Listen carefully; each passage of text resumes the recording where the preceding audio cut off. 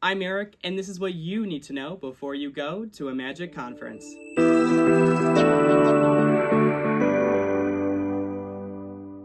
There are 3 points within parliamentary procedure that you need to know before attending a Magic conference: points of inquiry, points of personal privilege, and points of order.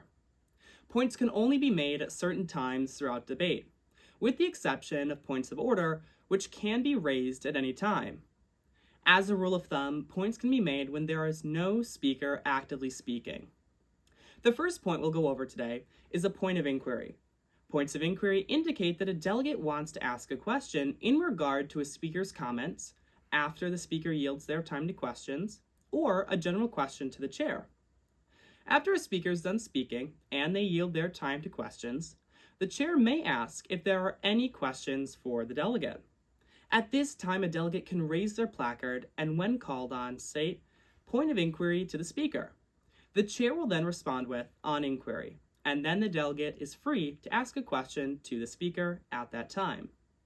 Points of inquiry entitle the delegate to one question. However, a delegate can also ask for a follow-up question if needed.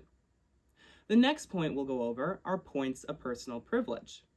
Points of personal privilege are used by a delegate for an action that pertains solely to the individual rather than the entire committee. This includes being added to the speaker's list, removed from the speaker's list, moved to the bottom of the speaker's list, and more. Unlike the previous 2 points, points of order can be raised at any time, but should be used sparingly during debate. Points of order can be made to correct an error in procedure, or there is an issue that needs to be addressed by the chair urgently.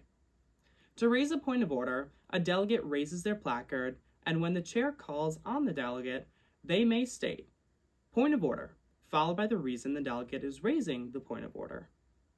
The chair will then decide how to proceed based on the point of order the delegate raised. Now you know more about the different points in parliamentary procedure.